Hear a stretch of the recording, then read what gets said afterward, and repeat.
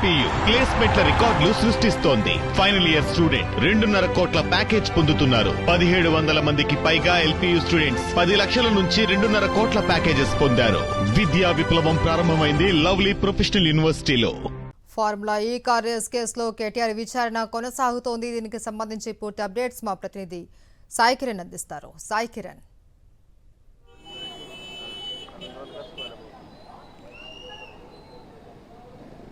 మహేశ్వరి, కేటీఆర్ విచారణ జరుగుతోంది ఏసీబీ కార్యాలయంలో. దాదాపు గంట సేపటి నుంచి కూడా ఇప్పటికే విచారణ ప్రారంభమైంది చెప్పొచ్చు. ఇప్పటికే కేటీఆర్ ఇది రెండోసారి విచారణకు హాజరు కావడం.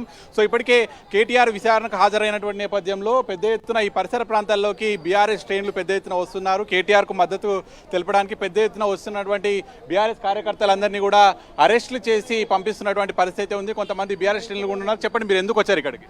ఈరోజు కేటీఆర్ గారిని ప్రభుత్వం కక్షపూరితంగా విచారణకు పిలుస్తుంది కాబట్టి మేము సిరిసిల్ల నియోజకవర్గం నుంచి వారికి సంఘీభావంగా రావడం జరిగింది. వస్తే కూడా ఇది నిజంగా ఇది మన తెలంగాణ ప్రభుత్వమా, ఈ తెలంగాణ హైదరాబాద్లో ఉన్నామా అనిపిస్తుంది. ఎక్కడ మేము ఛాయ్ తాగుదామని కేఫ్ దగ్గరికి వస్తే కూడా పోలీసు వాళ్ళు ఇక్కడ నుంచి పంపించడం జరుగుతుంది. ఇది ఇవాళ కక్షపూరితంగా కేటీఆర్ గారిని విచారణ చేస్తున్నారు కాబట్టి మేమంతా ఇలా తెలంగాణ ప్రజానికాన్ని, తెలంగాణ సమాజాన్ని అవమానపరుస్తుందని భావిస్తున్నాం. 9 ఏళ్ళు 10 ఏళ్ళు తెలంగాణ ప్రభుత్వాన్ని దేశంలోనే అగ్రగామిగా నడిపిన కేసీఆర్ గారిని, కేటీఆర్ గారిని ఈ కాంగ్రెస్ ప్రభుత్వం కక్షల పూరితంగా, కేసుల పూరితంగా చేసినా కూడా ఎదుర్కొనేందుకు మన నాయకులు సిద్ధంగా ఉన్నారు.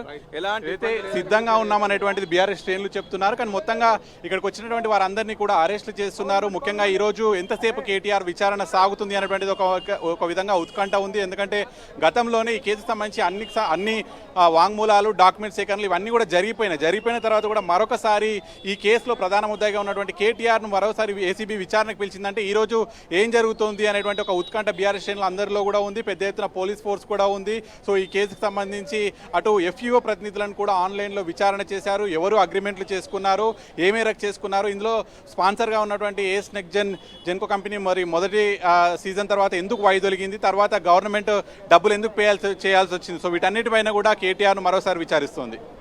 Right, thank you Sai Kiran. మనం బ్రేకింగ్ న్యూస్ చూస్తున్నాం. ఫార్ములా ఈ కార్ రేస్ కేసులో కేటీఆర్ విచారణ గంటకు పైగా కొనసాగుతోంది. IO officer Majid Khan, ACB joint director Rituraj, director Tarun Joshi KTR ను ప్రశ్నిస్తూ ఉన్నారు. ఐఏఎస్ అరవింద్ కుమార్ ఇచ్చిన వాంగ్మూలం ముందు ఉంచి కేటీఆర్ ను ఏసీబీ ప్రశ్నిస్తున్నట్లు తెలుస్తుంది. ఎఫ్ఈఓతో ఒప్పందాలు, నగదు బదిలీ అంశాలపైన ప్రశ్నిస్తున్నారు. అయితే కేబినెట్ ఆమోదం, ఆర్థిక శాఖ అనుమతి లేకుండా ఎందుకు నగదు బదిలీ చేశారు అనే ప్రశ్నలు కురిపిస్తుంది. ఫార్ములా ఈ కార్ రేస్ నుంచి గ్రీన్ కో తప్పుకోవడానికి కారణం ఏంటి అని బీఆర్ఎస్ పార్టీకి ఎలక్టోరల్ బాండ్స్ కొనుగోలుపై కేటీఆర్ ను ఏసీబీ అధికారులు ఆరా తీస్తున్నట్లు సమాచారం అందుతోంది.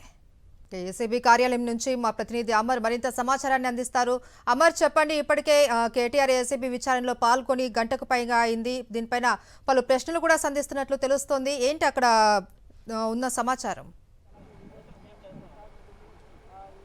మహేశ్వరి, కొద్దిసేపటి క్రితమే ఫార్ములా ఈ కార్ రేసుకు సంబంధించిన ఏసీబీ విచారణ ప్రారంభమైంది. కేటీఆర్ని ప్రత్యేక గదిలో, ఇటు అతనితో వచ్చినటువంటి 4 న్యాయవాదులను ప్రత్యేక గదిలో అంటే విజిబుల్గా ఉంచి కేటీఆర్ని ప్రస్తుతం ఏసీబీ డీఎస్పీ మజిద్ ఖాన్ విచారిస్తున్నారు. అయితే ఇప్పటికే అంటే ఈ ఏసీబీ ప్రధాన కార్యాలయానికి డైరెక్టర్తో పాటు జాయింట్ డైరెక్టర్లు, డీజీలు అందరూ కూడా చేరుకున్నారు.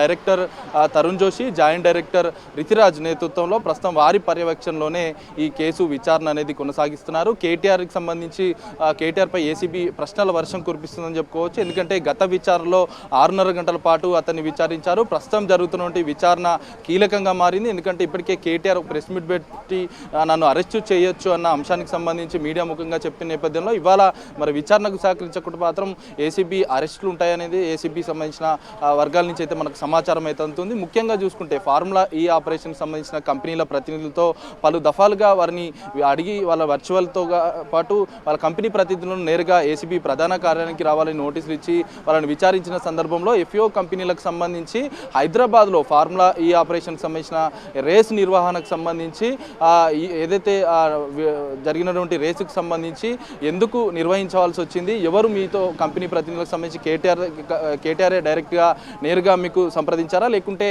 ఎంఏయుడికి సంబంధించి అంటే హెచ్ఎండిఏలో ఉన్నటువంటి అధికారులు ఎవరైనా ఏదైతే ఎఫ్ఓ కంపెనీలతో సంప్రదింపులు జరిపారు చెప్పారా? ఎందుకు ఏదైతే ఈ ఆపరేషన్ సంబంధించిన రేసులు నిర్వహించారు, ఈ రేసుల నిర్వహణకు కారణాలు ఏంటి, వీటన్నిటికి సంబంధించి పూర్తి స్థాయిలో ఆరా తీశారు, ఒక నివేదికను సిద్ధం చేశారు. ఆ నివేదిక ఆధారంగా ఇప్పటికే 3 నిందితులకు సంబంధించి మొదట గతంలో అంటే కేటీఆర్ విచారణ పూర్తయింది, ఆ తర్వాత అరవింద్ కుమార్ విచారణ కూడా పూర్తయింది. కాబట్టి ప్రస్తుతం బిఎన్ రెడ్డి కీలకంగా వ్యవహరించాడు. బిఎన్ రెడ్డి 2 సార్లు ప్రొసీడింగ్స్ ఏదైతే నిధుల బదలాయింపులో కీలకంగా వ్యవహరించాడు. కాబట్టి బిఎన్ రెడ్డి విచారణకు సంబంధించి చూసుకుంటే పూర్తి స్థాయిలో అతని ఏదైతే కేటీఆర్ చెప్తేనే ఆ శాఖలో ఉన్నటువంటి నిధులన్నీ కూడా బదలాయించామని కూడా బిఎన్ రెడ్డి కూడా గతంలో స్టేట్మెంట్ ఇచ్చిన విషయం మనకు తెలిసిందే. ప్రస్తుతం కేటీఆర్ని అయితే క్షుణ్ణంగా ఏదైతే దీనికి సంబంధించిన కేసులకు సంబంధించి ప్రస్తుతం పూర్తి స్థాయిలో అతన్ని ప్రశ్నిస్తున్నారని చెప్పుకోవచ్చు. అయితే ఈ కేసుకు సంబంధించి చూసుకుంటే ఎఫ్ఓ కంపెనీల వ్యవహారం కీలకంగా ఉందని చెప్పుకోవచ్చు. వాళ్ళు ఇచ్చినటువంటి స్టేట్మెంట్ ఆధారంగానే ప్రస్తుతం కేటీఆర్ని విచారిస్తున్నటువంటి పరిస్థితి ఉంది. ఫిర్యాదుదారుడైనటువంటి దానం కిషోర్ ఆ శాఖ హెడ్గా ఉన్నప్పుడే